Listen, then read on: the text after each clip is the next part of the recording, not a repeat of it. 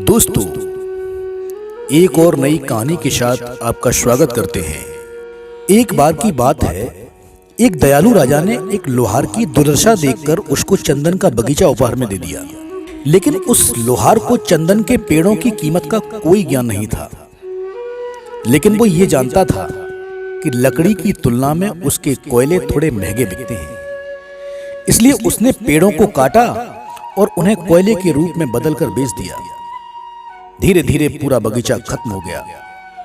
कुछ दिनों बाद राजा उस लोहार के घर के पास से ही गुजर रहा था।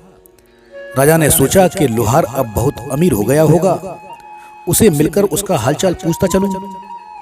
लेकिन वास्तव में देखने पर मालूम हुआ कि लोहार की हालत तो पहले जैसी ही है। राजा को बड़ा आश्चर्य हुआ।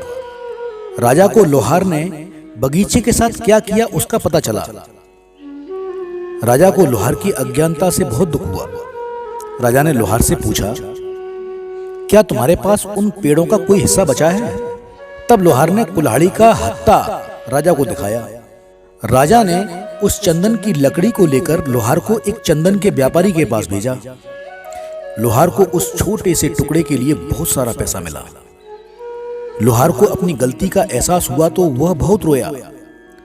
उसने राजा को एक और बगीचा देने की विनती की। ऐसा तोहफा बार बार नहीं मिलता, कहकर राजा ने उसे मना कर दिया।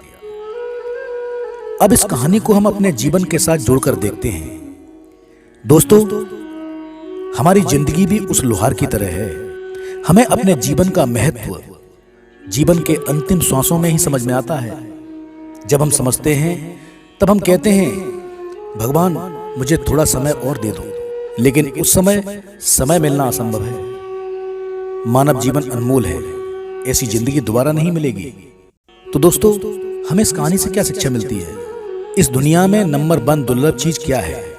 मानव जीवन और मानव शरीर। इस चंदन का मूल्य समझो, वरना उसका कोयला तो होना ही है। तो दोस्तों, कहानी अगर अच्छी लगी है तो मेरे चैनल को प्लीज लाइक करें, सब्सक्राइब करें और कमेंट करें। धन्यवाद।